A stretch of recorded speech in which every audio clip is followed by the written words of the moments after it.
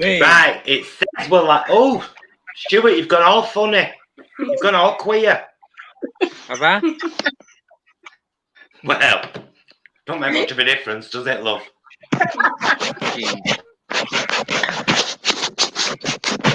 Oh, there's a very weird scratching noise. I was trying to clean my camera. Oh, was that the scratching noise?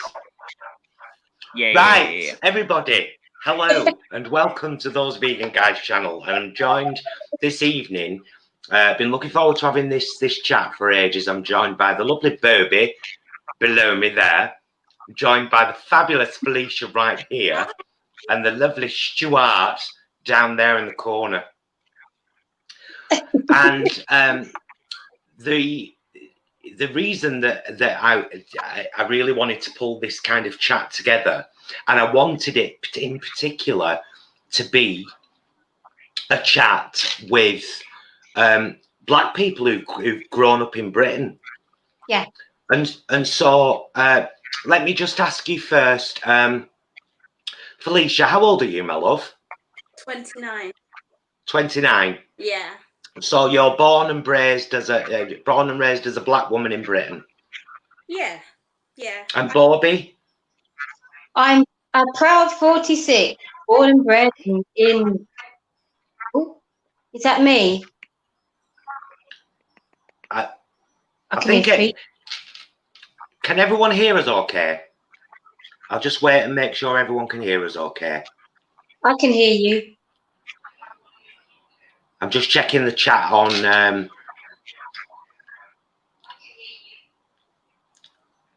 guys, can you just let us know in the chat that yeah, fine, yeah, no problem. Right. Sorry. So the reason we wanted to have this chat, just let me get all this blurb out, and then we can have a proper chat. And then when somebody gets on one, leave them to it, because if too many of us talk at the same time, it distorts apparently on here.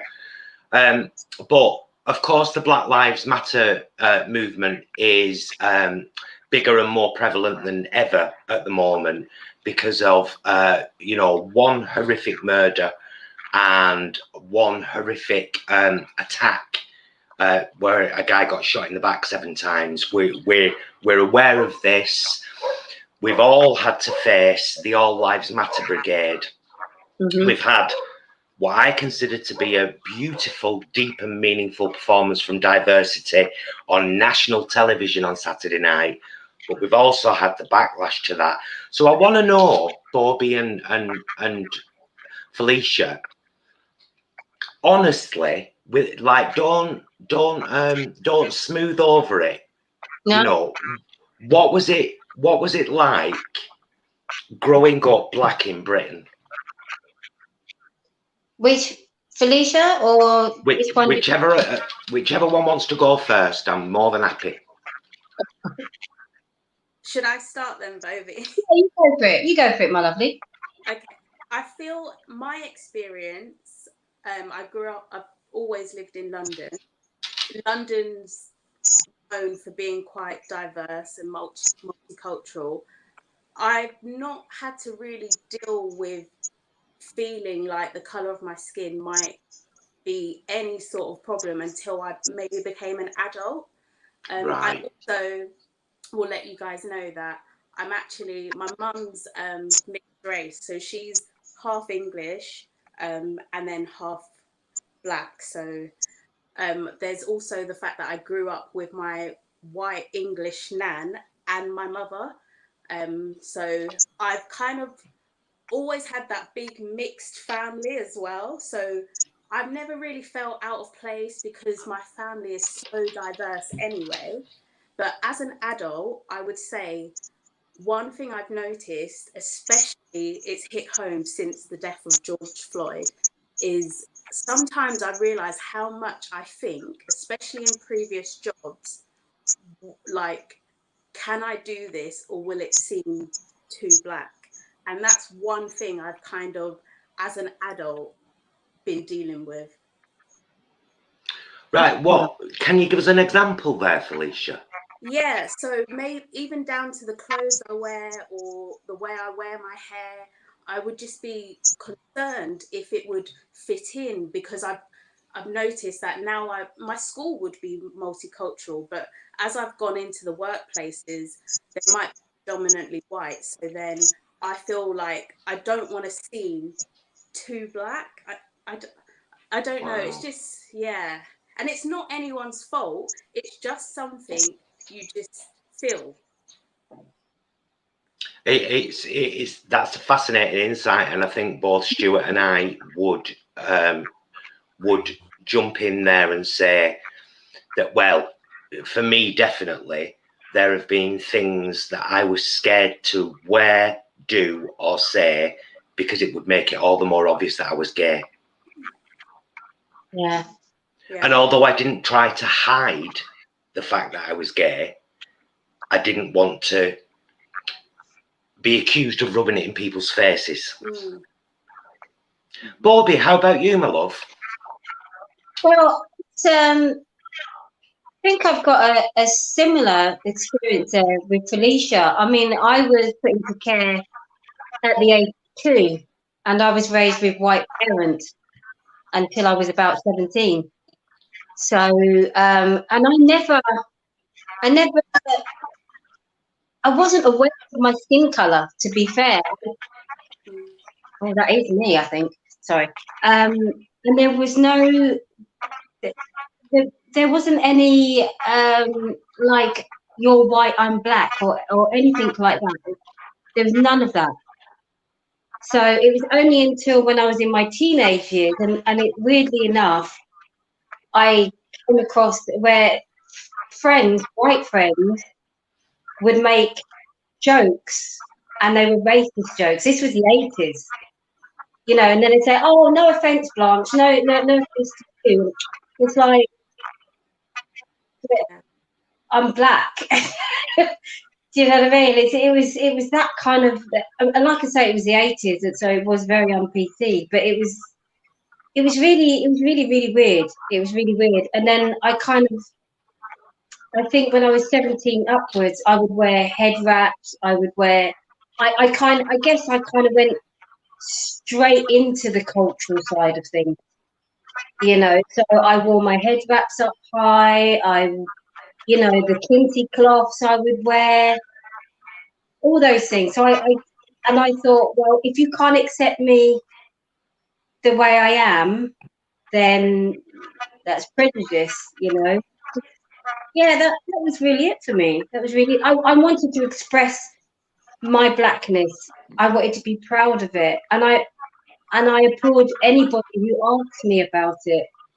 You know, my foster parents never really, they tried their best. Like, they would put my hair in they hired a lady to put my hair in cane rows, but before they usually just cut my hair, so it was really short.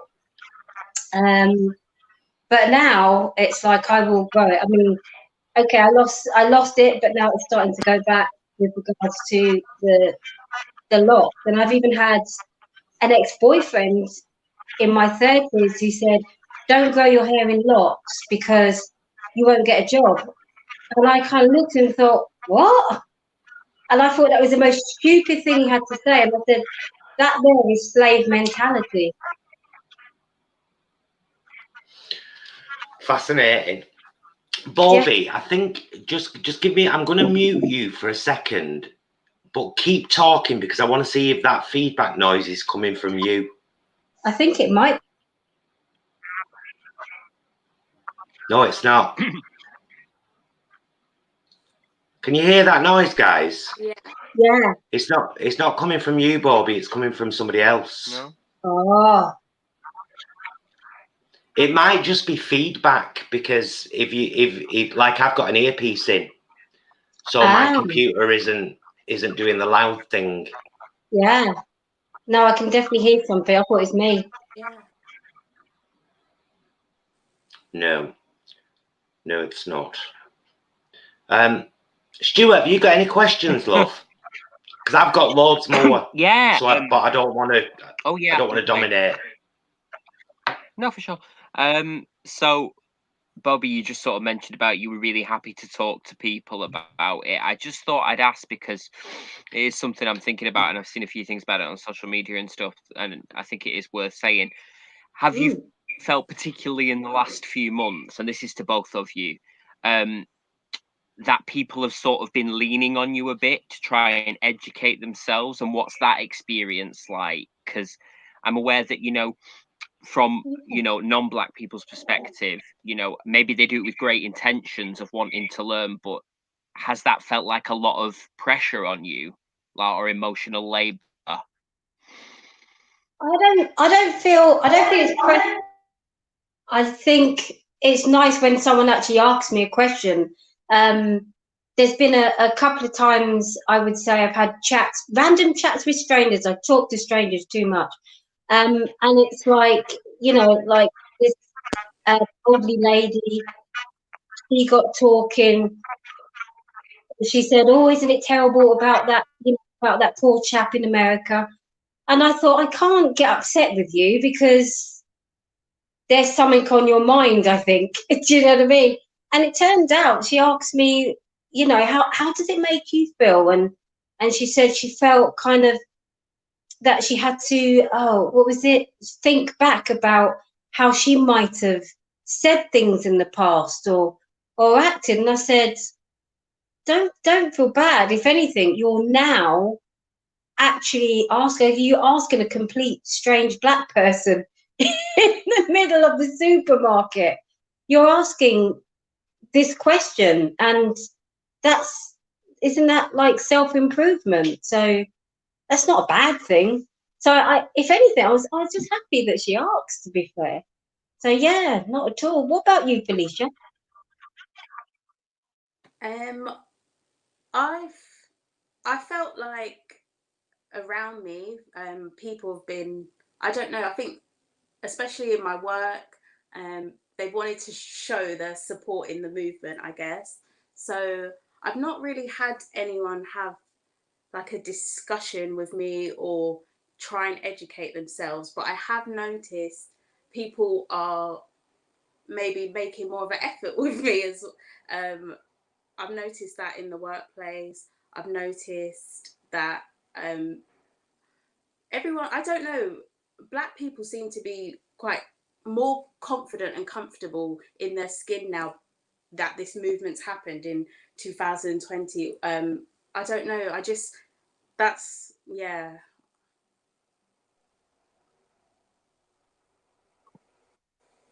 Just so you're aware, I'm taking. I've just took I'm Easy Vegan's advice, and I'm muting everybody that isn't talking. I've just unmuted everybody, so you can all talk now. But while one person's talking, I'm muting everybody else, just so That's so all that right. we can all hear and understand. Right. Well, I've got a few more questions that I'd really kind of like to ask, and so I'm going to wrap it this way.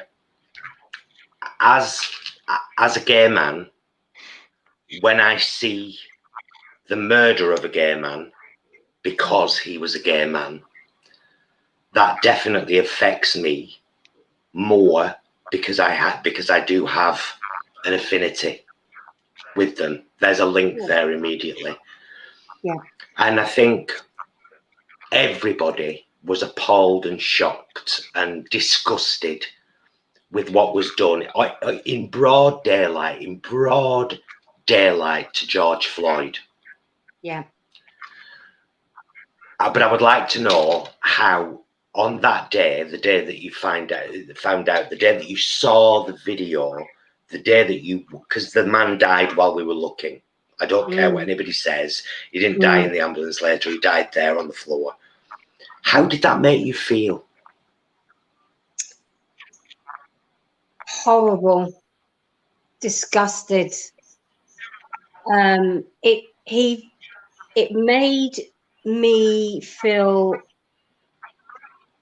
it made me feel like, as if to say, it saddened me, because there are other people out there that don't view people of a different skin color as human. Even that's how it made me feel. It made me sad. It made me very sad. And also, I was wondering, how on earth is his family, his children, going to feel that they're watching? They, you know, the whole world has seen their relative die. Yeah, So yeah, the yeah, whole yeah. world. That's what got me, I think. You know, it's every. But also, I'm hoping. I was hoping at the same time that this will, you know, and it did. You know, will wake other people's consciences up with regards to, you know, any brutality. I mean, I've worked within the police, and I've never had an issue. Not even as a civilian, I've never had an issue. But then a lot of people can say, well, you're not a black male. But also, it has been documented that black females have been stopped and searched. I've just never had that issue. And it saddens me. And I just thought, this is going to reflect badly on the good cops. And it has done. Because when I was speaking to lovely Officer Jack in the march last week, he said it just saddened him. It absolutely saddened him that, you know, one twat, he didn't say twat, but he was very polite, because he was on duty. You know, but because of one twat, they all get tarnished. And I said, I totally understand that. I understand that completely. But he said he could absolutely understand everybody's anger. Black, white, Asian, no matter what. Now, before we carry on, can I just ask, those of you that have earphones that you can plug into your device and plug one into your ear, can you do that? Yeah. Because that way we don't get the feedback from your device. I think it might really help. Okay. Oh, see, everyone walks up and leaves me now. What's that? Sorry. I'm so unprofessional.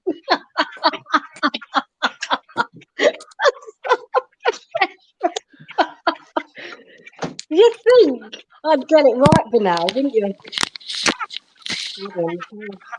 Can you hear me? Oh, yeah, perfectly. Yeah.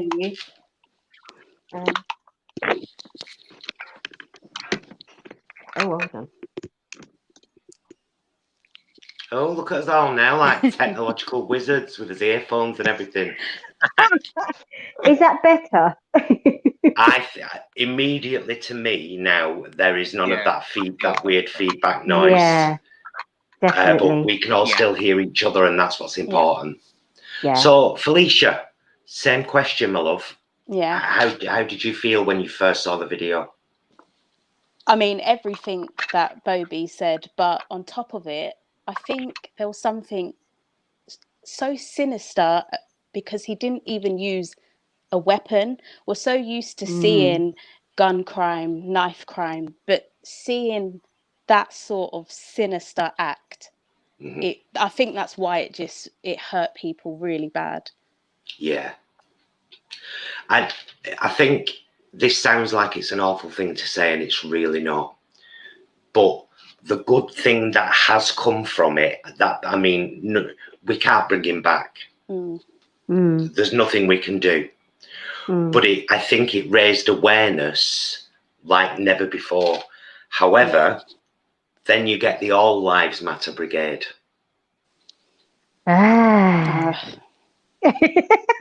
We both did it. Well, good. I want to tell people how that makes you feel, because I know how it makes me feel. Yeah. You know what I mean? It's the most frustrating thing to hear in response to Black Lives Matter. You know, I mean, I don't even feel we should even have to explain why, but you know, you do. A very good friend of mine, Scott, who lives in Spain, wrote a little meme on Facebook to try to explain it. And he said, if my partner comes to me and says, I'm really hurting right now, I need a hug. If I say to him, everybody's hurting, lots of people need hugs, I've diminished what he's going through and I've tried to trivialize it. And that's what this is. Yeah. I Do you know what I agree with mean? that. It's because people forget that, you know, black people lived through 250 years of slavery before the Emancipation Proclamation. And even that was done in stages. And even then, you know, there's your fountain, there's your door, there's your seat on the bus. Yeah. So it was still oppression. Stuart, you look like you've got loads of things in your mouth waiting for to spew out. No, I'm just listening. No, I mean, just listening and agreeing. I mean, I think, you know, I can't speak from your perspective, but no one can, obviously. But you know, for me, I think it's about with the All Lives Matter thing as well. It's like examining what's the rationale behind that and what is it really for. Because I sort of very much doubt that it's really to do with actually valuing everybody's life, and it's more about placating your own sense of repressed guilt about the way that you are complicit in, you know, because, you know, rightly or wrongly, even those of us who are educated or educating themselves, we're all complicit in oppression unless we're calling it out 24/7 and we're being on it and we're saying in the room, you know, no, that's not okay, you know, and we don't all do that all the time, whatever it comes to, because sometimes it's exhausting. So I can only imagine how exhausting that is to then hear that parroted back at you again. Yeah. You know. Yeah. Absolutely. That's a quite an eloquent way of putting it, actually. You put it better than what I could ever put it thanks, as. Definitely. It's funny because there's been a lot of we'll talk about the actual performance in a minute, but there's been a lot of feedback about the diversity performance on Saturday night. Was it Saturday? Yeah, Saturday. There's been a lot of feedback about that, and I've took particular note to pay very close attention to the comments on the articles, in particular from the Independent and the Guardian. The articles that they've written about the Ofcom complaints, there were over 1,000 Ofcom complaints about diversity's performance, and I've paid particular attention to the comments section, and what seems to be, and I'm going to say this because this is what I've seen, what seems to be the underlying current, particularly from privileged white middle-aged men, is that they feel that the BLM movement is, what's it called when you make someone a saint? Saint. Do you know what? That. But martyr. That's what the BLM movement is. Is trying to do with George Floyd. And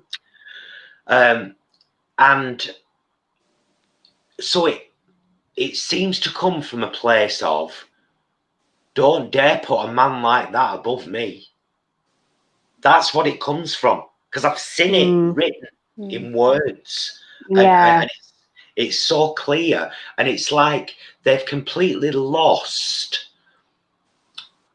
what the movement's about. It's about acknowledging everything I said before about the 250 years and the oppression and the buzzes and the water fountains and all of that, and saying that it hasn't changed really. It's just become a different way of oppression. Yeah, I mean, to jump in there, as it through discussion with a mutual friend today online, it was the fact that It's, well, he was high. It doesn't matter whether he was high or not. The point is that a man had been killed. It doesn't matter. And I just thought, why would anybody think that? Just because he's, you know, so basically, he was, not that this person said that, but I was just trying to get in the train of thought where they might have, you know, read that or had it discussed. Oh, he's a junkie. Does it matter? Does it matter? So not glorifying him, but the point is a man died. There's kids now without a father. There's someone without a brother. You know, and in the most horrific way, in a very public way as well. You Stuart, know, can I ask you, just because I'm not going to exclude you just because you're the white man. But I want to know how, and I'll tell you in a minute. It will be very short, but important. How did you feel when you saw the video of what happened to George Floyd? Oh God, what a question. Sorry, love. I guess. No, it's fine. No, it's fine. I'm just thinking as I speak. I'm sort of organising my thoughts. Horror, disbelief. You know, they don't come near it. You know, it's very hard to put into words. Fear for the human race. Disappointment that we're still here in 2020. For goodness sake. Sorrow for the lack of empathy that leads to these things, and uncertainty as to what the future will hold, which is what has happened in terms of, just to pick up on what BoBee was saying there, like, you know, it does not matter what people were doing or who they were or what they've done. Even if they were serial career criminals, you can't kill those people either. That's not how it works. Yeah. You know what I mean? Exactly. And for me, I have to say all of the above, you know, everything that's been said so far. But I also took it very personally from a physical standpoint. Yeah. Because having been a victim of an armed robbery, that's what they did to me. Yeah. But it was a foot and not a knee. But I had somebody stood on my neck and my chest, and I couldn't breathe. And I swear, if I hadn't kicked out, thank God I could. There weren't 3 other people stood on my legs. If I hadn't kicked out to get that man off me, I probably would have died. So the second I saw that, it brought it all back, and it was horrific. But it was much worse. It was much worse for George. He was handcuffed and face down. I was on my back. He was face down, handcuffed, and there were 3 men on him. Yeah. There was no need for that. It was, I mean, they're saying, well, what little bits I've read is they're saying that it is one of their, you know, their tactics, and it's like that's mental. You know, that's, why would you even think that? It's just wrong. Yeah. Grumpy. So let's try and talk about something ever so slightly positive, but still highlighting something horrific, and that is Diversity's performance on Saturday night on national television in a prime time show, in a prime time slot. And when you when you wrap it up that way, 1,000 people is called. Do you know what I mean? Because millions of people watched that. Yeah. Millions of people watched it, and only 1,000 twats rang Ofcom and said, "Oh, horrible! That made me feel weird." Well, I just think George felt you. But exactly. How did you feel when you saw that performance? Everybody, whoever wants to go first. Right. You go, Felicia. Well, I thought Ashley Banjo, I mean, who doesn't love him? So I I just know, thought, right? you know, that is his way, diversity's way of doing the tribute to George Floyd and, you know, the Black Lives Matter movement. At first, I did feel a bit funny seeing just the scene with the officer, you know, them reenacting that tiny little portion. But then when I think about it, I think people needed to be reminded. I think Yeah, people absolutely. they need to remember, and they need to feel that shock and trauma again, really. What do you think, Bo? The thing is, I mean, I've only read about it because I'm not really a fan of Britain's Got Talent. Sorry, but yeah, at first I thought a bit funny about it. I was 50-50 because I thought, well, okay, he's paying a tribute and he's reminding us all through, you know, the power of, you know, performance. So I thought, okay, yeah. But then at the same time, I was thinking, this show is a multi-million. I don't know how much that they make, and you're going to make money out of this. I wasn't quite sure. It wasn't necessarily what he was doing. I was wondering how the show is going to profit from it. You know. Well, now I've got something to tell you about that actually, because what I do know about the industry in general is that diversity will have been paid for that. Yeah. They will have been paid for that. Yeah. And the fact that there wasn't a producer, this is primetime television, they would have had to clear that whole thing, the whole thing with production first. And the fact that it got on TV, to me, is incredible. Oh yeah, absolutely. Because I didn't think it would. And Jason said he thought, and I kind of agree with him, the most powerful bit for us personally, other than the George Floyd reenactment moment, was the kicking over of the riot shields when they fell like dominoes. Right. That's powerful in itself, isn't it? Very. Yeah. Very, very powerful. Let me just have a look at these comments because there's folks saying stuff. Did you catch that question? Go on, love. Go on, Stu. Oh, me. Me. No, just feel like a lot of the comments that I read were talking about how people disagree with it allegedly because of the fact that it was a political standpoint on primetime entertainment show. 2 points. One, you know, human life and decency is not politics, or rather it is all politics, in which case,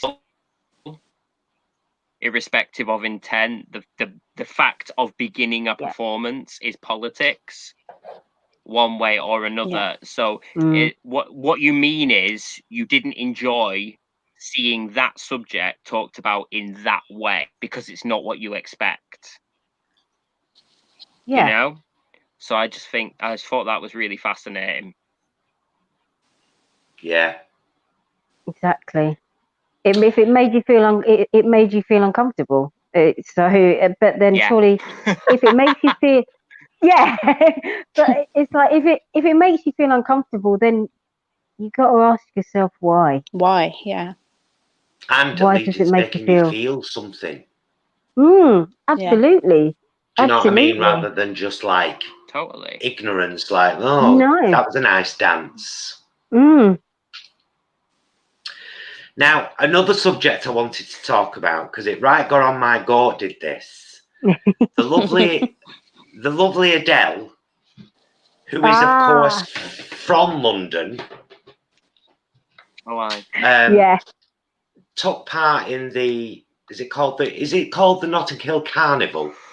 Oh. See, I still call it carnival and be done with. Yeah. And she wore her hair in like little bunches all Yeah, over. China bumps, we call them. Bantu knots as well. Yeah. Oh, there you go. That's See, modern it. day Bantu knots, Right. China bumps. And then she got a lot of flack again from social Yeah. media and from the national press that this was cultural appropriation. So Oh. what exactly is cultural appropriation, and when does it become appreciation rather than appropriation? And is there a defined set of rules that we should all be following, that we don't? No. And I'll definitely jump in on tell me when to shut up. But you know, it's like it's a load of balls. It's just no, because Yeah. okay, some members of my family do have that mindset of, oh, we should keep our culture to ourselves, and you know, it should be just for us. You know, and they will say, and it's not from me, oh, the white man has taken away enough from us. I'm like, hold on, do you realise where you're saying this? You're in England. You just read the room, as you'd say, Paul. Do you know what I mean? And in my head, as far as I'm concerned, I love it. I love the fact that someone might take an interest in, you know, my culture. I love that. The first time I got my hair dreadlocked years ago, I sat next to a white gentleman that had he had red hair. He was ginger, he was gorgeous. And he had some really long locks. And I'm telling you, us black women were buzzing around him. We were buzzing around him, and I was happy to sit next to him. I was like, ooh, you can go. But the point is, oh, you know, I'm always black. Sorry. But I just thought, well, why not? And there was no issue with him getting his hair locks, going to a black salon. There was no issue. And I asked him, are you dating someone of colour? And he said, no, I just like my hair like this. And I was like, you really are hit with the ladies. It's seriously, and I just think I love it. The same way as I've tried on a sari years ago. I thought it was the most beautiful thing ever. And I used to wear bindies. I was trying to get a bindi today and I completely forgot about it. But, you know, someone said to me before, oh, you know, that's a religious thing. I said, I just bought it because it looks pretty. Now, Stuart and I have been there many times because we've come across so many what would be classed as cultural outfits in charity shops. And we've both looked at, you know, for the vegan queens, we've both been like, oh, it's beautiful. But then we've pulled back and said, no, we can't. We can't really. No, see that I think. What do you think, Felisha? Have you got a different opinion to that? No, for me, Adele did no wrong. You know, she grew up in Tottenham. She moved away. She came back, lived in Brixton. She's seen that culture. She's, you know, she loves Notting Hill Carnival. I don't know if you read that I think it was an ex-partner, had thrown her a Notting Hill Carnival themed birthday party when she was pregnant and couldn't attend because she was gutted. So, I mean, if I've been to an Indian wedding and I've worn, you know, a sari. I've tried to make such an effort because that was the theme. That is the wedding. That's how everyone was going to look. And, you know, we have to accept that people can appreciate other cultures. You know, I know there is the blackface, but I think that's a whole separate thing. That's it. Yeah. That absolutely. is not this in any shape or form. So you would both see things like that much more as cultural appreciation rather than appropriation. Yeah. Because that's another thing I noted online, you see, when I was reading the articles on Facebook, and I was reading the comments. Almost every single black person who was commenting was saying, "This isn't appropriation. What are you talking about?" You know, and it's like the media, and it tries to create divides where there are none. Yeah. Every time. I think, you know, and the thing is, given what's been happening with regards to the Simona miners, that's separation right there. And then, you know, George Floyd, I mean, that couldn't be avoided. So there's going to be some segregation between people. But if anything, the majority was unity. Because when I went to the march, I saw a lot of different black, white, Asian, even Chinese there. And to me, that felt beautiful. So, yeah, it's just, the media will always try and divide and conquer. Yeah. It's so weird, isn't it? It really is. This is why I thought us four having this conversation would be really interesting, because although we're all completely different, obviously, two black women and two white men, we do happen to be two white men who are gay and have been through a different kind of oppression. Yeah. But we've still been through oppression. You know, we still had to fight. It wasn't until 2009 when homosexuality was taken off the list of mental health issues. What? Did you not know that? No. It was a bit earlier, weren't it, Stu? Was it 2000? It was early. It was the late. It's the late 20th century. As far as I know, being trans is still on there. Hang on. I'm doing my trusty Google. Talk amongst yourselves. She's a wealth of knowledge, that one. Homosexuality taken off the list of mental illnesses? Okay. Oh, sorry. I do apologise. Being transgender was taken off last year. So until last year, it was on the list of mental disorders. Last year. Yeah. What? Yeah. Praise. When was homosexuality taken off the list of mental illnesses in the UK?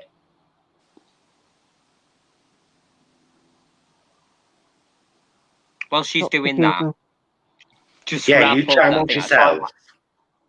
So I'm wondering if, you know, when it comes to like appropriation and appreciation, just sort of generally speaking, and I know that every situation is different, every situation is specific, but I'm sort of wondering if it's something to do with paying tribute and paying, you know, paying forward that respect to where something came from, rather than trying to pass it off as your own or something. Is it about maybe sort of going, oh, you know, I want to do this, but I also want to say this is the culture that it came from, or this is the artist, or, you know, this was their background, and then that feels more celebratory, I guess, rather than sort of going, this is mine now, I've done all this on my own, you know. I mean, no, you go, Felisha. I would just say, as long as the timing is fitting, just like with Adele, the timing was absolutely fitting. It was brilliant that she came out like that at a time that we would have had the carnival. So I guess if she did it on a random Tuesday evening, we'd probably all be looking at her like, oh, I wonder why she's doing that. Yeah. Just going to Sainsbury's for my plant milk. Oh, but it was 1992 in the UK. Oh my goodness. Still 1992, the World Health Organization took homosexuality off the list of mental illnesses. Even I was alive. Oh my gosh. Yeah. Even I was alive.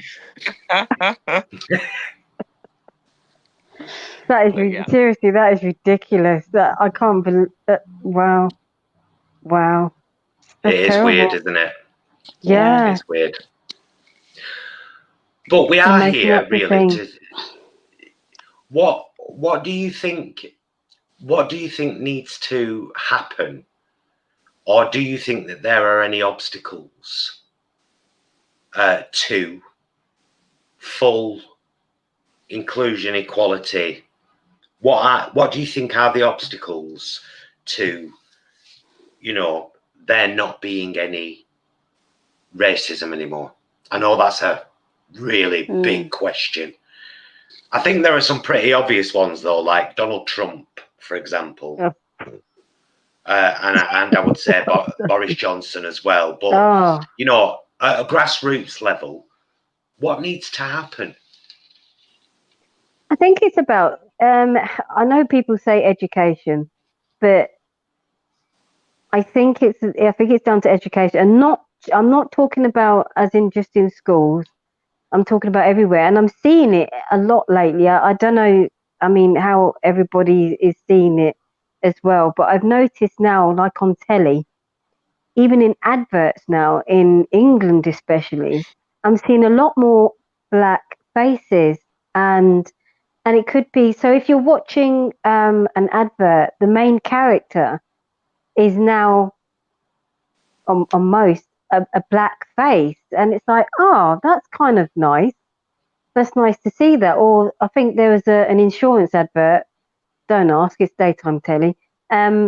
Where it's insurances. I don't know why they always sell you insurance when you can't afford it. And it's like, you know, there's a whole family of of black actors that is, and that was the whole advert. I can't remember what the advert is, and I thought, oh, look at that. Argos. So it was Argos. It's Recently, is this? Yeah. Well, no. This is Tesco? no. It's an insurance where this lady, she's in the garden, she's pruning a rose, but in the background is her son, and he's black, and she's black. I'm like, oh, look at that. Black people have insurance too. I say that as a joke, but I just thought, wow, that's great. That's great for black actors, and that's great. Yeah. To see it almost, and I can put this as a vegan thing as well, to normalize us. Do you see what I'm saying? To normalize Absolutely. it, you know. So, and again, recently, there's an advert with an animated black girl. I think it's for a cab company. And I'm thinking, I've never seen an animated black character that's the main character in an advert. I don't know what the advert, I'm really rubbish at this. I don't know what the advert is, but I just thought, but when anybody's watching telly, don't say the names, Bobby. They're not paying us. Don't No, say the names. no. And you know, we've there's one recently as well, and it's not only black, it's LGBTQ. It's an Argos commercial. No, Argos, and it's in the garden, and it's two black women who are obviously the mothers, and I believe there are 3 black children. And there's been loads of complaints about it. Oh, come on. Oh, yeah. Oh, I'm gonna lose on my top. both points, on both the colour and the sexuality. Why? I believe one comment said, how am I supposed to relate to this? I'm like, why don't you get in line? How are black people supposed to have related to TV for the last 50 years? You know, take a number. Do you know what I mean? Exactly. I think, Bobby, what you were saying before about that first time you saw an advert, I definitely felt the same way when EastEnders years ago did the first gay kiss between Colin, the character, and his husband. That was huge for us gay folks because it was like, oh my God, we're there on the screen. Yeah. You know, and we'd been hidden away for so long and kind of, you know, made out to be disgusting. So it was wonderful to see that. And so I think that's a nice kind of, yet one more link between our, you know, the acceptance of our cultures, because LGBT is a culture as well. When all said and done, it's It's if you choose to live that lifestyle, it's a very strong culture. And see, this is the thing. Now, soaps, films, there's gay. I know they're all doing it, aren't they now? Yeah. You know, I cannot start a soap without I need me gays. It's as simple as that. Oh, there I you need go. me Michelle blacks and me Lloyd gays. said Oh, it was Colin and Barry. that's it. Colin and Barry. And like me, hi Michelle, by the way. Colin And Barry. yeah, and like she says, the UK at the time were pretty appalled by it. Can I just brag for a moment, because I'm Easy Vegan has just said he liked my shirt, and I got it from a second-hand shop for $2.99, and then I wore it, and somebody said, "Oh, that's pretty fish, that," and I was like, "Is it?" Oh, It says it on it. It's a Portuguese clothing company, and when I looked this up, do you know how much it was new? Go on. €79. How much? Bargain. How much? Couple of quid in Oxfam. Careful, because he's I'm Easy Fingers. He'll have that. He'll have that. Just to say to everybody watching on YouTube, by the way, there are lots of wonderful people in the chat tonight who you should definitely follow. There's Zactivist, who is a fabulous vegan activist and one of our new moderators on the channel. He is indeed. Oh, Stuart's gone. Where's he gone? I don't know. He'll be back in a minute, I'm sure. 50p meter. There's I'm Easy Vegan. No, I'm back. There's Michelle Law. There's UK Vegan Family. All these people have great channels that you should definitely check out. So I needed to say that. Where are you now? We can't see you. Oh no, it's gone. Stuart, there's no picture there. Oh, there I'm she is. backstage. It says I'm backstage. Oh, there I am. Okay. Oh, there we are. I'm shouting at the screen going, I'm backstage. Point. Look. We're all very professional. Sorry about that. Oh, yeah. Hashtag pro, yeah. Pinned Mr. Atlanta's comment ages Atlanta. ago. And now I can't find it to unpin it. Oh, I just need to pin another one, don't I? Well, you see, I'll tell you about Mr. this. Atlanta said a person should be free to connect with and celebrate any and all cultures, not just be restricted to one based on the colour of their skin.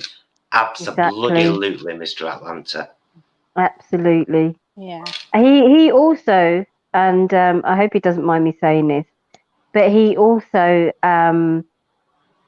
marched for the BLM in Atlanta as well. So amazing. Oh, Can I also shout out Brain Girl? I don't know whether she's in the chat as Brain Girl because she's Hedge Rider, one of our mods, but you should check out Brain Girl's channel. She's the reason I started gardening. It's her fault I'm disappointed with the carrots. Have they not come up? Yeah. Have the carrots not come up? Let me show you. I've pulled 3 today. Oh, hello.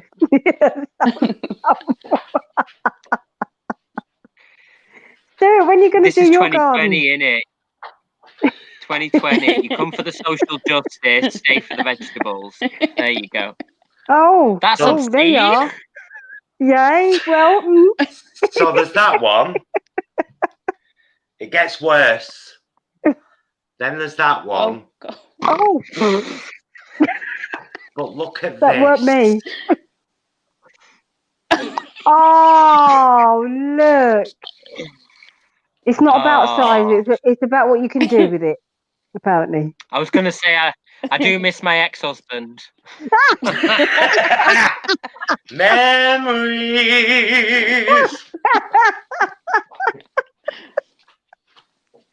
Oh, dear. They'll be all right in a salad. Toss them in a salad. You'll be all right. You'll be fine. You'll be fine. There you go. Well, I think that really, really tiny one is from the tub that we originally put our carrot seeds in. It's in the corner. I've not touched it. It's going to be full of baby carrots. But the other two were from the big tub. And we'll just have to see what the rest of them are like. If they're all, do you know, as long as I can peel them and eat them, I don't care. Exactly. It's not about the size.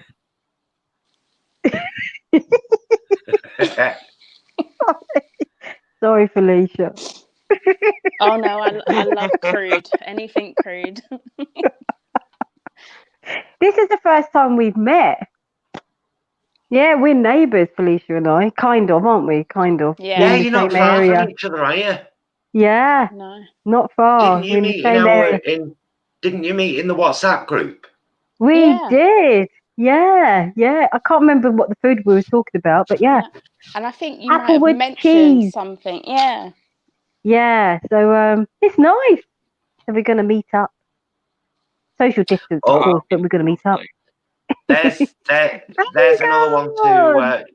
another one to shout out is Angharad's Life. Angharad. I always say her name. Angharad. It's a silent G. It's Angharad. Yeah, Angharad. So Angharad's Life channel is all about Angharad, who was Melody in CBeebies Melody. There we are. I didn't tell you, Angharad. I watched the episode where I found it on YouTube. I watched the episode where Melody's mum took her to like a planetarium, like an observatory. Oh. Hey, tell you what, what a really natural and amazing little actress. She's amazing. Yeah. Definitely. Honestly, She's such amazing. a good little actress. Yeah. Excellent. My son's a fan, and she was so sweet and sent us a postcard, signed it. Really grateful. Oh, I love She's a darling. Yeah. She's I got a total letter. darling. I got a braille letter from her on Saturday. I was well chuffed. So yeah, well That's chuffed. amazing. I'm Easy. What's he up to? I've just noticed, Mr. Atlanta, have you become a member of our channel, good sir? Because your name is green and you have a little symbol there. He has. He told me last night that he is. Sorry, darling. I'm revealing all our chat. He told me that he's cancelled ESPN because they lied about football. Apparently, he's football mad, and he's decided to give the money to you, to your channel instead. Oh, well, good sir. Thank you very much and welcome. Any friend of BoBee is indeed a friend of ours. Right. Let's open up to questions from folk, and then we can show them on the screen. Do any of you have any questions for either Felicia or BoBee or Stuart or myself or all of us that we can get on the screen? Oh, I tell you what, I'm going to need my glasses, love. Oh, do you know what? I think I've left my glasses in the kitchen. Hold on. I'm going to do that middle-aged squint. That's what I do. Well, here's the random thing. I've got bloody contact lenses in and I still need glasses too. Oh, that work, Paul? I'm East Vegan, says Felicia and Stuart. Are you vegan? Haha. Yeah. Yeah. I'm what they call a baby vegan because I've only been vegan 8 months now. But love it. Love it. Amazing. Yeah. Oh, happy 8 months. Thank you, Stuart. How are you finding it? Just the best thing ever. Felt like a weight lifted off my shoulders the moment I did it. Don't understand at all how these celebrities go back, but don't think we want to go there tonight. But yeah. And also, Felicia has inspired me. I'm doing a Felicia challenge, a Thai green curry. So I bought my ingredients today. Yeah, she made a if you check her out on her Instagram, I've nearly licked the screen far too many times. Felicia, do you make Thai green curry from scratch? No. No, I've got I time just for that. use the Tesco vegan curry paste, the Thai green curry paste. Not obviously, a lot of them got fish nasties in, but Yeah. that one's got vegan on it. Wing Yip, the Chinese supermarket we go to a lot, sells a fabulous green, red, and Massaman curry, and they're all vegan pastes. Yeah. We've got a question. Those vegan guys, question for Felicia and B. What are your thoughts on all life matters?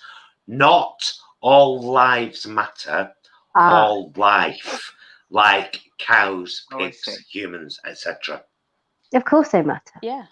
Yes, don't even have thoughts on it. It's just, Yeah, it is what it is. It's just not something I would think of in response to Black Lives Matter, but you know, it's just the way we live our lives. All life matters to me.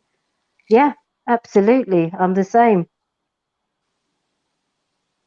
Am doesn't know. I'm jumping on that question.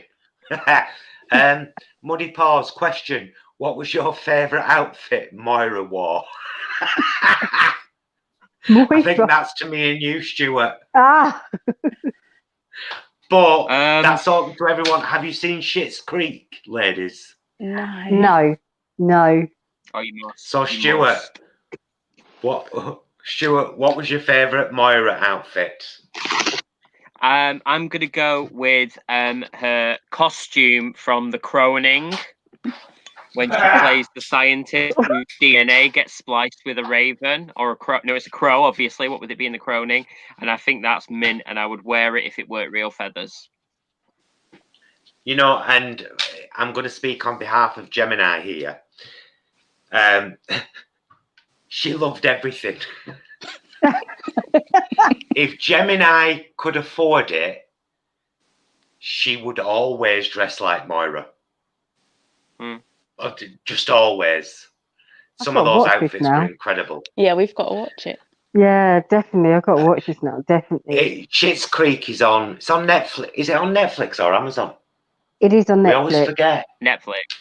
Definitely Netflix.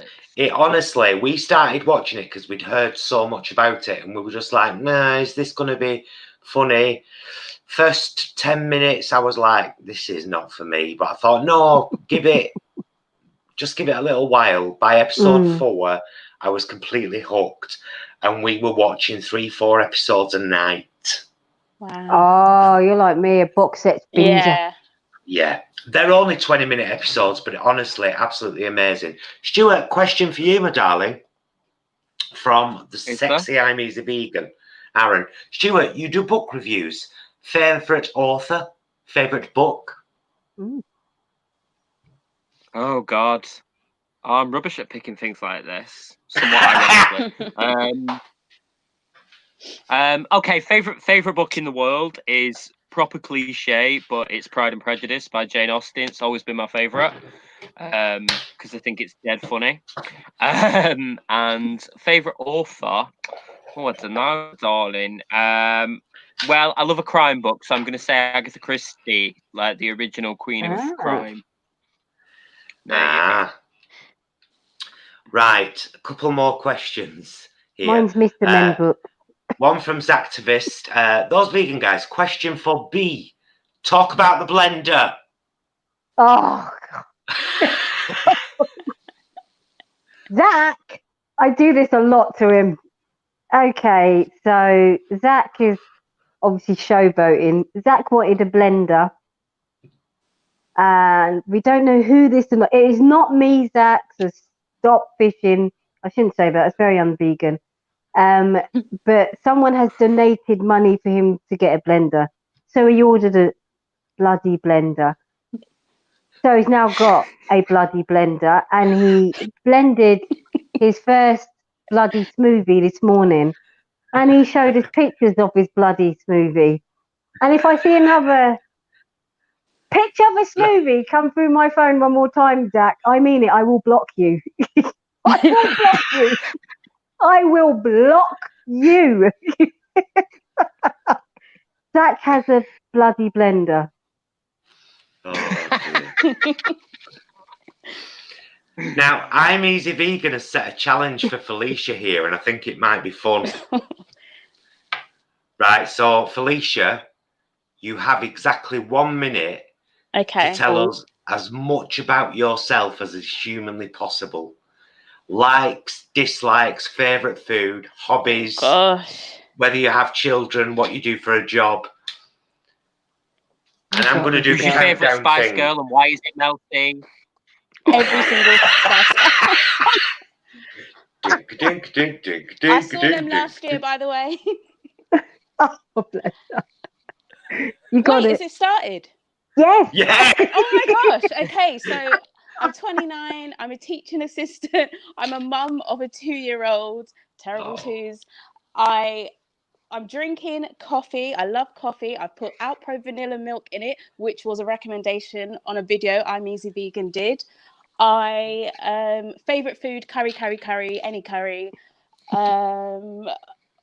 Likes, dislikes. Oh gosh, I don't know. I've got such a sweet tooth. Love trash TV. Love everything. Chocolate. Love chocolate. Yeah, Love chocolate. chocolate and ice I cream. can't fill a minute. I'm boring. You're not You're boring. not boring at all. Oh. You're not boring. Okay. That was a good challenge. So here's an Good, interesting actually. question for you, Felisha, actually, and it's quite a deep one. How, once your child is old enough to talk to about the issues of the world, Yeah. do you have any things already in your mind that may have been said to you but said in a wrong way that you know you could say better, or how are you going to prepare them for a world in which they may be seen by some as less than? I know that's a huge question. Yeah, I think in the same way, I mean, I plan on being that mum that talks to my child about everything, down to consent, down to the way animals are treated, you know. So this will equally be something I'm just open with him. I'll just show him. I probably will just show him 2020 and just be like, look at this whole year. This is his, and start there. But definitely open. My mum had me quite young, and one thing that came good of that, we always spoke to each other. I've never lied to my mum. I've always been able to tell her the truth, and I just hope I can have that with my child. I think just talking to them, I don't ever want my child to be afraid to like tell me something that they think I would be upset with. Yeah. Amazing. I think, I know we've only just met this evening. We've been chatting on WhatsApp for a few days, kind of planning this, but this is the first time I'm hearing you speak and seeing who you are as a person. And number one, just like BoBee, if we lived near to each other, I would be pursuing your friendship. I'd be like, you don't need to. I'd be around yours. I'd probably just walk up to you like I did with Stuart in a bar. This is how I met Stuart. Yeah, I saw Stuart. To be in a bar. Yeah. I saw Stuart in a performance of Rent, and I went up to him in the bar afterwards and I said, "Hi, I just wanted to tell you you're absolutely fantastic. My name is Paul, and we're going to be friends." Oh, I like that. Yeah, I love we need that. more people like that in this world. Yeah, that's what we need. Absolutely. Because Felicia's never going to get rid of me now. So, No. and all of you are never going to get rid of me. So, look at this. Michelle Law, speaking of 2020, there was an earthquake today. It was in Buckinghamshire, weren't it, Michelle? Gosh, shit. Yeah, there was a... Yeah, like a mini one, wasn't there? Yeah. Dr. Lowe, was you cooking again? And Michael Askew says, wouldn't a get-together be brilliant? Well, you know, we've already done one meet-up before this whole Shmarona Shmiras thing took off, but we're going to do a really, really big one when it's all over. Yeah, absolutely. Brilliant. Because brace yourself, I'm coming up there, guys. I'm coming up there. You bloody better add, lady, else we'll be coming down there. I'm Easy Vegan had a very interesting question, and nobody's going to judge you on this, Felicia, but I'm Easy Vegan asked if you were raising, where is it? Where is it? I just saw it there. Out of interest, is Felicia raising her son vegan? No, I'm not. I'm actually, he's 2. He's extremely fussy. So my partner and my son would probably refer to themselves as what people are now saying is flexitarian. So, there's a lot of things in this house that that are just vegan, and we all have, for example, the milk, the butter, all of that.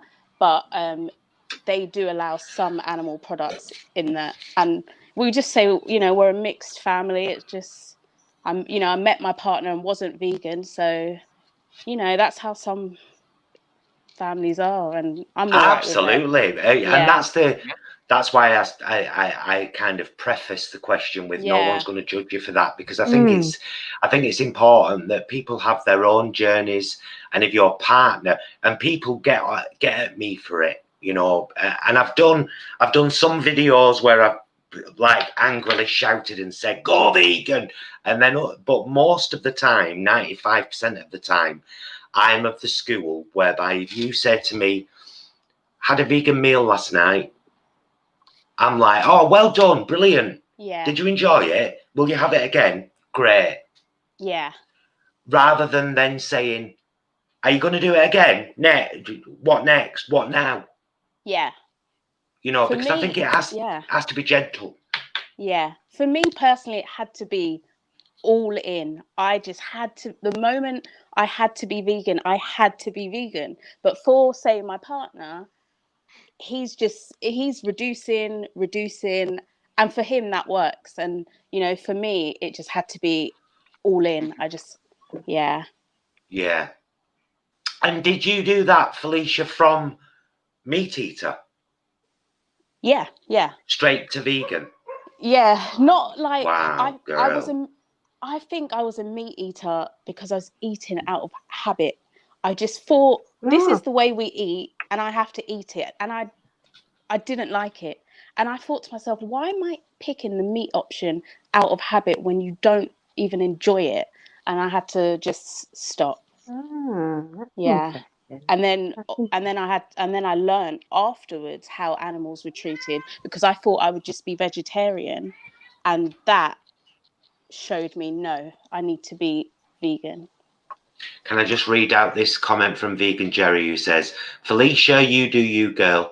My daughter is 4 and vegan, but she wasn't always, I think. They go through fussy periods, and you need to make sure they're getting what they need. Respect and a kiss. Oh, thank you, Vegan Jerry. Yeah. The fussy eating stage. Ooh. Eat your greens.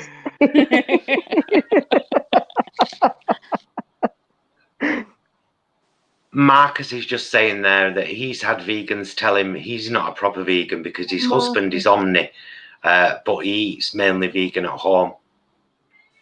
The thing is, not that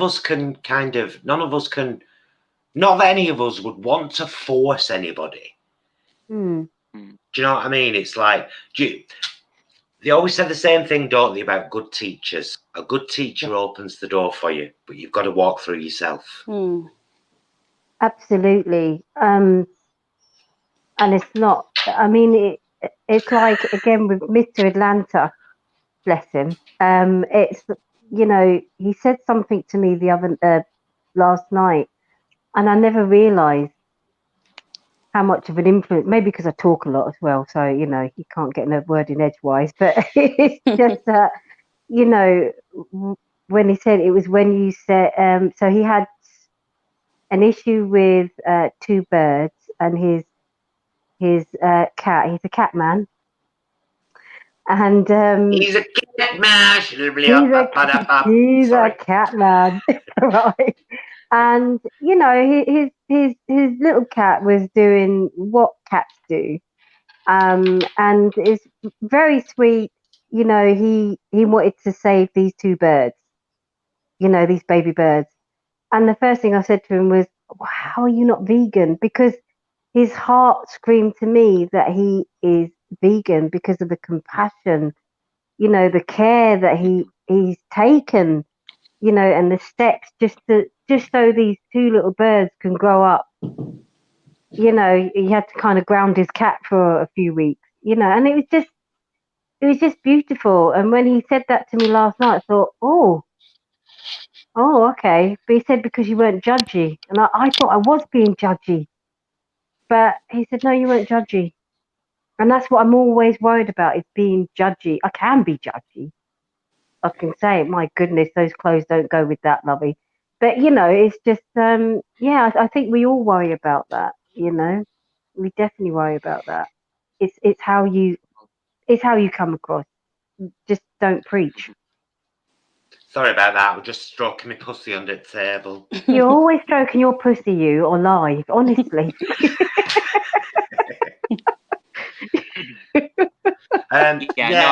Danny. I think it's Danny this evening from UK Vegan Family says, thanks for answering, Danny. Felicia. Definitely no judgment. I'm just interested about what the schools are offering on menus. Oh, yes. Yeah. Oh. Do you mean because I work in one? I think so. So in our school, because it's an independent school, the menus are quite brilliant. They cater to every single dietary requirement, every single allergy. The only thing I would say is, for example, myself, I sometimes get entangled in having to handle like animal products, like whether it be milk for the little ones, and you know, it's just part of the job. So there is that as well. But menus wise, because I don't work in a state school, it's very like posh nosh, like good grub. The thing is, you know, when it comes to your job, you do your job, don't you? Stuart and I only, not even 2 years ago, served, you know, dairy milk and meat meals to the old people we worked with. And we did that every day, you know, every day of the week. Yeah. So it's just what you do, isn't it? Yeah. Alicia, can I ask you, I just bring it back to, you know, when BLM happened. Yeah. Hold on though. It was, the schools were shut, weren't they? I think they were shut, were they? Yeah, the schools were closed. Yeah. Because I was going to ask, how did the students react? How did they feel? That type of thing. Right? I don't know, but I just know how the other staff, yeah, they came out. I mean, I think someone the art department created some sort of poster, and I know that's in our school now. So, and the schools communicated very well with all staff, their support at the time. So, yeah. Okay. Stuart, have you got anything for jump in with, or set, or ask, or out? No, I'm just listening. I know it's weird for me to not be talking as much, but I'm just like, oh yeah. Sorry, I missed the start of that question. Was that relating to veganism, or was that relating to the Black Lives Matter movement when you were talking about school? Yeah, the Black Lives Matter. Sure. I'm so sorry. Do you know what? I keep forgetting you're also a professor. I don't think I'm allowed to call myself a professor, but I'll call you professor. That'll do. No, it's really interesting because we've been thinking a lot about it, because I start back at work on the 21st, and I think we've been doing a lot of talking about how we, first of all, we decolonize the curriculum. That's what we're calling it, in terms of, which has been really, really good, actually. Make sure that we're not just like prioritizing white cultural theorists or white theatre practitioners just because it's convenient. And actually, we need to be looking at much more a much more diverse career. Because I'll give you an example. Sorry for anyone if this is boring, if you don't think it, but a lot of the time, for instance, one of the classes I teach is theatre history. I know, love. I'm an apologetic northern person in a jumper. Don't be, because this is what this debate is about. How we, all of us, deal with the Black Lives Matter movement, how we take it seriously, how we enact it into our lives, how we stay constantly aware, and particularly how we educate ourselves. So this is a really important, salient point. Cool. Sorry, okay. Go on. No, it's fine. You're right.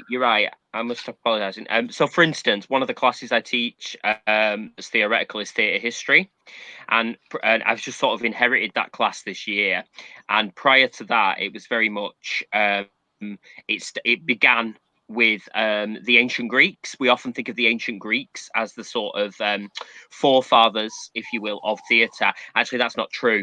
A lot of the roots of what we see as modern day theatre and performance are actually African in origin, who were doing the same things that the Greeks were doing many years ago. So it's like, well, if you're going to go back to the source, let's go back to the actual real source and not just use the Greeks because, you know, they're a white European race and that's the way we've always done it.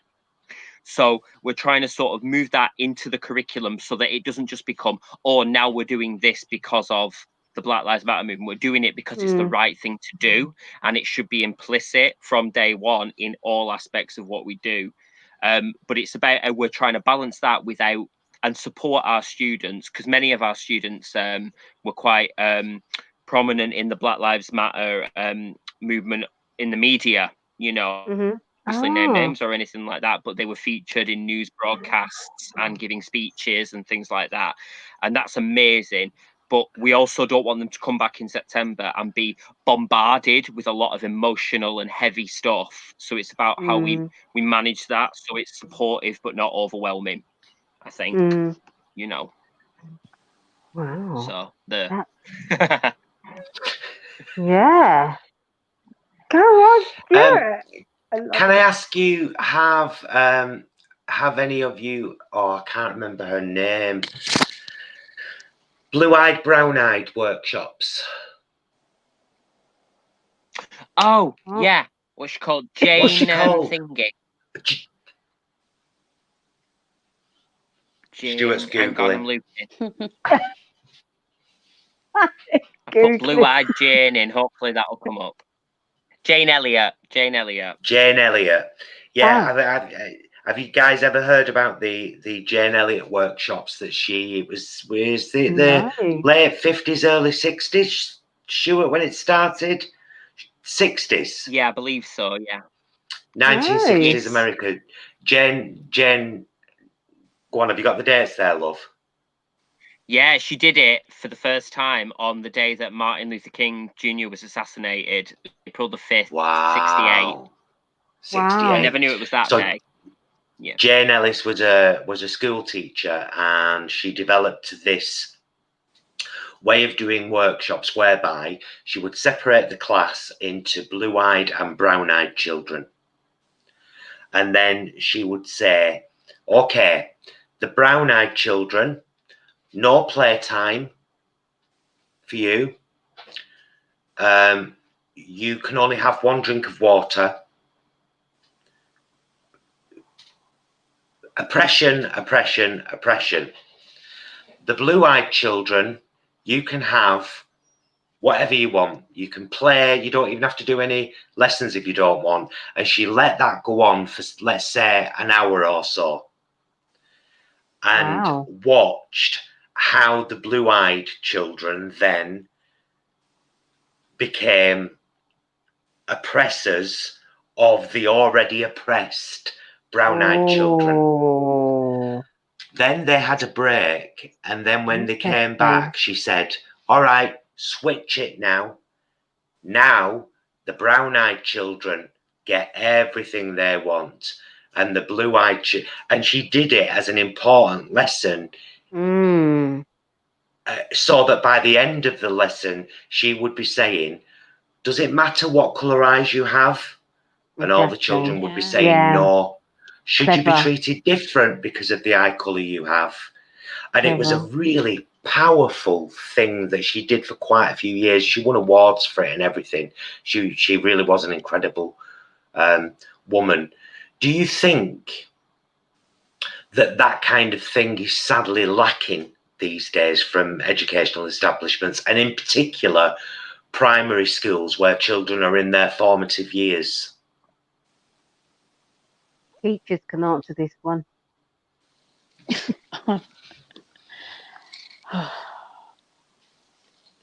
Is that Stuart? Is Stuart answering? No, It's giving me food for thought. It's certainly interesting, isn't it, Yeah. that experiment? Well, I'm not especially at the asking you I feel time. like it's something we should implement. Well, Yeah. I was going to say, I'm not kind of saying, do you think we should be doing that? But do you think that there should be something like that, still, to kind of, to break down those barriers? Yeah. And it should Definitely. be for even more than skin colour as well. Yeah. Yeah, it should be for, you know, everything that people seem to have a prejudice towards. Oh, this bloody Michelle now, I don't even know what that is, and I can't even copy the text. The Stanford Prison Study. What's that? Is that something else I should be looking at? It. Oh, the Stanford Prison Experiment. Okay, so it was a psychological experiment that attempted to investigate the effects of perceived power, focusing on the struggle between prisoners and prison officers. So, oh yes, I didn't know it was called that. I've seen it. Yeah, I know what. Yeah. I've seen it. It's horrible. Oh, okay. So you volunteered for it, and then you were given basically a towing cost, a coin toss, as to whether you were a guard or like a prisoner, and it showed how quickly people embrace their roles in terms of exerting power over each other based on what they on what their role was. I guess that's really interesting. It kind of reminds me of when I don't remember the year. I'm rubbish at years, but it kind of reminds me of in South Africa when was it the white farmers had to give up their land, or there is something about white farmers were. As a black person, you could go to a white farmer and take over their land or something. I'm not quite sure, but it. Don't quote me on it. Someone else might know in the comments. But it was like that. And then to be honest with you, who it was black people that took most of it over kind of didn't really take it on to do farming or anything like that. It was just the fact of we've been the oppressed. We're now going to oppress you. Yeah. And it kind of saddened me a bit. I don't even remember the year, but it was definitely in the news. And it saddened me because I thought, well, then why not just work together? Yeah. You know, why not just work together and make your country thrive? Why not?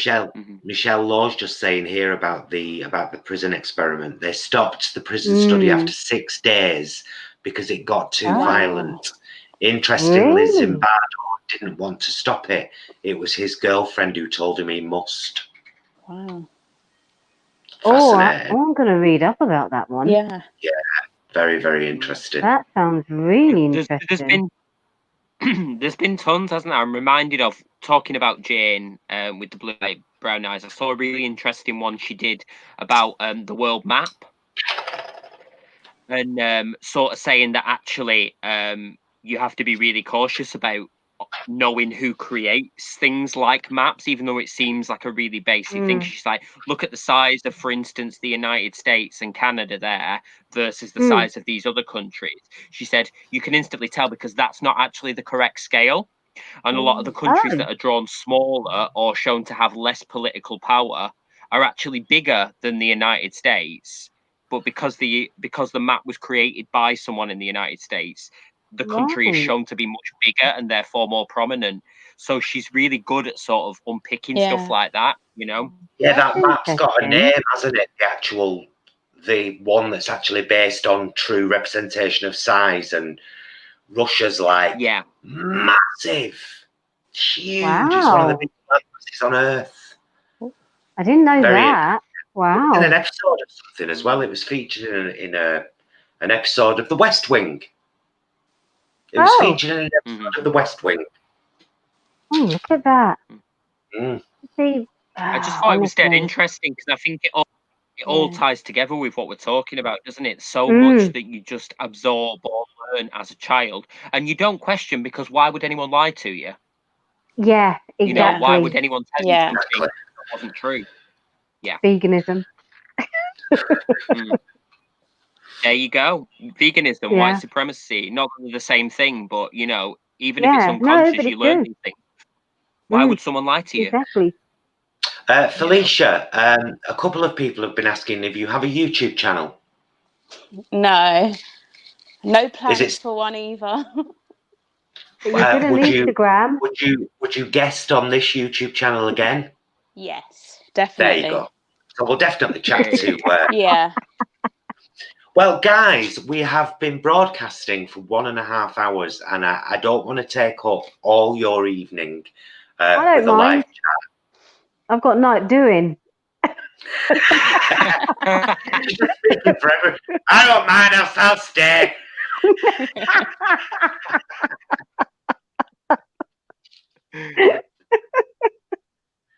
I've got night doing. My earpiece is about to lose power, but I can actually grab another set of headphones easily and just plug them in. But I don't There know you where. are. Oh, there. Felicia's only Found got work in the morning, don't worry. it.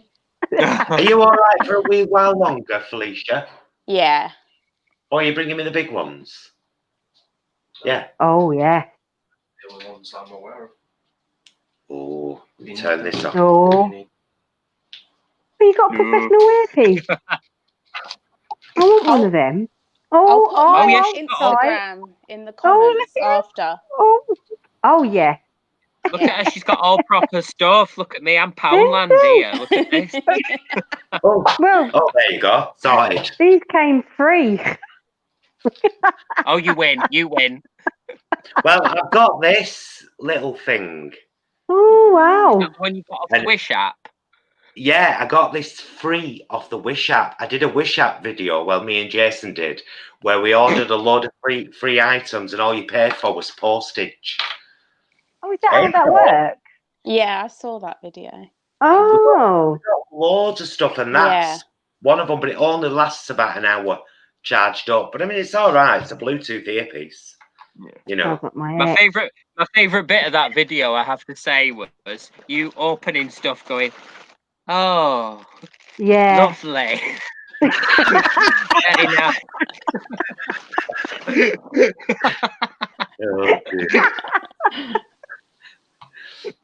well, you know, people often ask me where I get tops from, other than second-hand shops. All of the like really bright, coloured cartoon print tops, I got from the Wish app. Almost all of them. Oh wow! And I rarely spend more than £5 on a top. Might have a go at that. Because I'm a bit of a skinflint. Yeah, but you'll be scrolling for hours, BoBee. You'd like, yes. Oh, I bet I would. Ooh. I bet I would. It's not. I bet it's I would. not a bad app, you know. It's. I mean, we've got some really good stuff off it.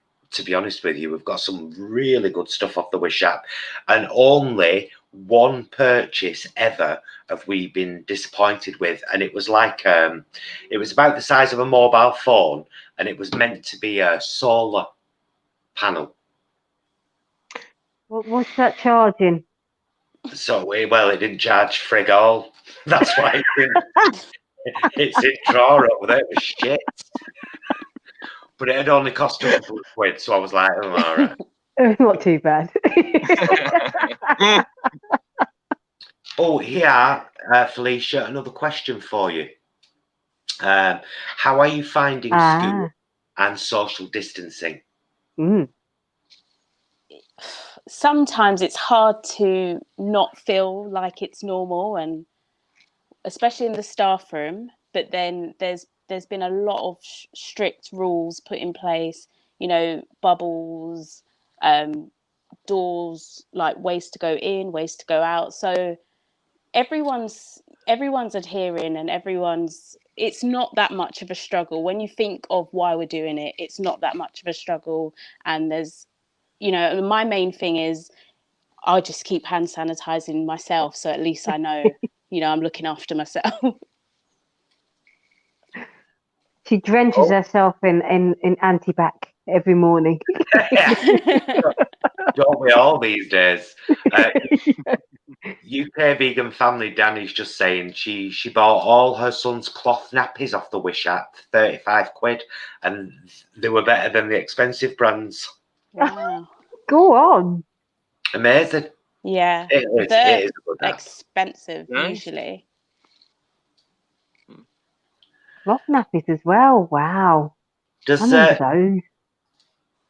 do any of you guys I had have any cloth more nappies as a questions? kid. Any of you guys What- have any more questions? When are the vegan queens going to be performing again? Oh well, it's a funny question, and it's Stu. Mm. We're not sure. It's difficult because we're all, I think, particularly anybody in entertainment at the moment is really sort of struggling with, while there's all this still going on, at the same time we do need to we do also realize that the live entertainment industries have to restart somehow, because the government has shown that they're not going to help us, you know, either explicitly or just by refusing to provide any kind of support. So all the what you got? Oh, is that your thingy for Manchester? Oh, it shows like the infection rates. Is that Manchester Evening News? Yeah, my town is the second one down. Stuart's is the fourth one down. We're all in the red. What am I on? At the moment. No, red, love. Oh, red, are we? Yeah. Yeah. But, Bolton, Oldham, Salford, Rochdale, Manchester, Tameside, Bury, all red. Trafford, amber. Wigan and Stockport, green. I thought London would be up there because the amount of time. That's interesting, because Wigan and Stockport a few weeks ago were like the highest, weren't they? Yeah. So I'm wondering if that's to do with sort of increased in measure. I don't know anymore, because I no longer know how and where different places get their statistics. So well, so what's happened with the vegan queens is, as you know, everything that we had booked this year got cancelled. Everything. And then just this morning, funnily enough, BoBee, we had a message from our lovely friend who is the entertainment manager at Revolution, where our first drag brunch was, and where we were about to start a residency doing drag brunches. She has been in touch with all the people who booked for the one that had to be cancelled in April, and asked them if they wanted a refund or did they want to wait until we were, everything was right for us to do a show. She only contacted them this week, and they're all waiting. Yeah, nice. Amazing. Nice.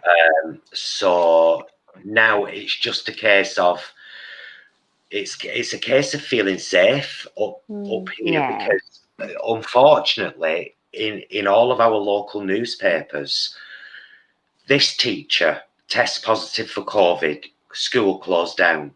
7 students at this school test positive, school closed down. Bolton has just gone back into full lockdown, like complete full lockdown. And to be honest with you, I think that Oldham and Manchester are going to follow suit really soon, because the pubs open too quickly. Yeah. In my opinion, the schools have opened too quickly. And I understand that children aren't as affected by this virus as much as adults are, but they still take it home. Yeah, carries. Oh, yeah. Yeah. So it's as the vegan queens, we are so desperate to get on and do something somewhere, but I'm not going to risk me or anybody else. Well, you can't. No, absolutely not. And but when it gets to the point where we can safely perform with social distance, and when the pubs are actually open fully, and our area isn't in bloody viral decline, we're desperate. We're desperate to get back to it. And until then, we'll continue doing the fortnightly YouTube series, because Ladies of Lockdown. Exactly, it gives us a chance to carry on dressing up and being silly and just having a reach out there. Well, you've got to put your heels on once a week at least. Oh, we don't have heels on. What? We don't do it, balls. We're sat at a kitchen table. I haven't worn tights since March. Every time you've seen Gemini sat in an episode of Ladies of Lockdown, she is a woman from here up, and underneath, my balls are hanging out. I've got hair and legs, and I'm wearing flip-flops. I'm not going to show you my kitchen pants. I'm not showing you my kitchen pants.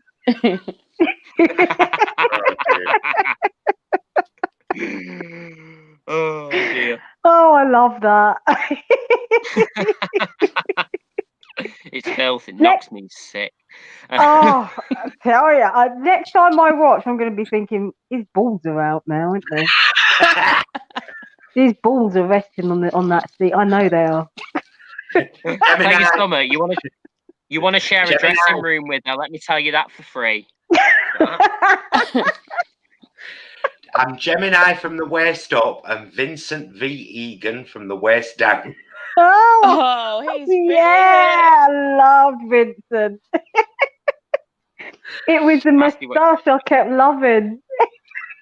I've got to tell you about mine and Miasma's first drag show. So we're doing our first drag show. It was hilarious. We're having a right good time. We're going to the dressing room afterwards. She's pulling her skirt up, sorting her tights out. We've got this on video. It's on our channel. Oh, brilliant! Somewhere, and you've got me saying, "Ooh, look at you! You've got your bloody piss flaps hanging out." It was a gusset. It was a gusset. Oh. She's saying it's me gusset, and I'm saying it's not. It's your piss flap. Oh, it's not.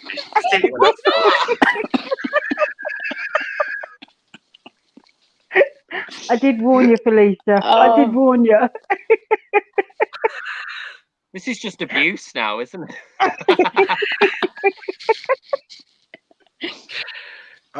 Let me tell you this one other funny part, right? The only song we had actual choreography for was Waterloo. Oh God! So we get choreography is generous. Choreography is generous. We have some moves to it. It was the only one we proper planned and rehearsed, and then the number's just about to start, and she goes, "Is the choreography for this?" I just said, "Watch me."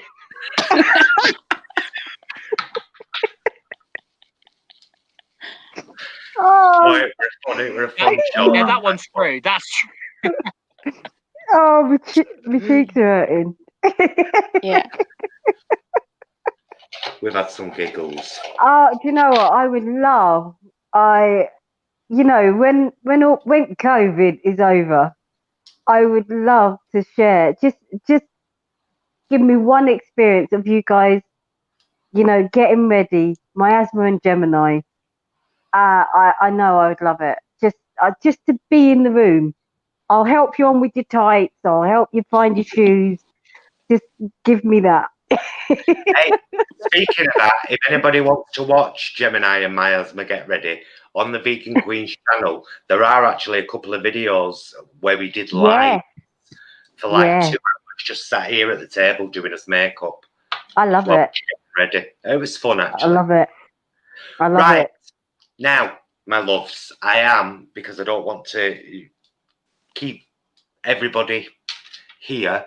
I'm going to slowly bring this to a close, but I would like to ask whether you have any closing statements regarding the BLM movement, regarding anything we've talked about, or regarding your veganism or anything.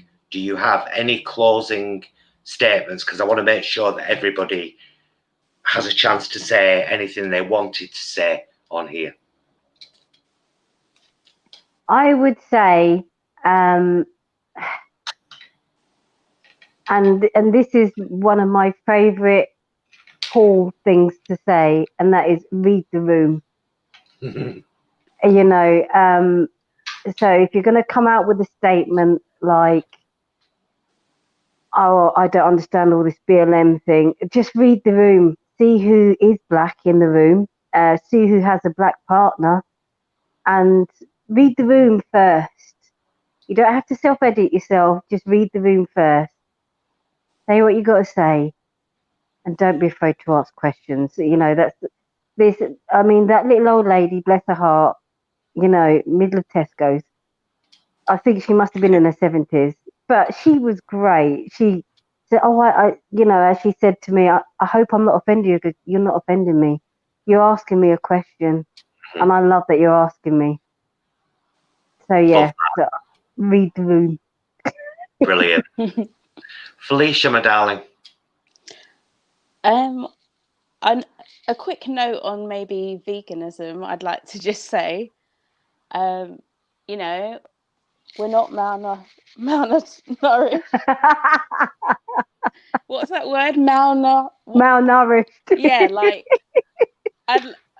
I think you know, that's something I want to show. You know, that's sort of my activism. Like, I'll show that, look at me, I don't look ill or sick or I can't say the word. Malnourished. Malnourished. Yeah. And then with like the Black Lives Matter movement, I guess I would just like to end it on a note of saying, you know, we shouldn't be hating, killing, despising anyone because of the color of their skin and anything about them that isn't other than, you know, if they're not evil, they're not Satan themselves. Great. Love it. Stuart, do you have anything to finish with, my darling?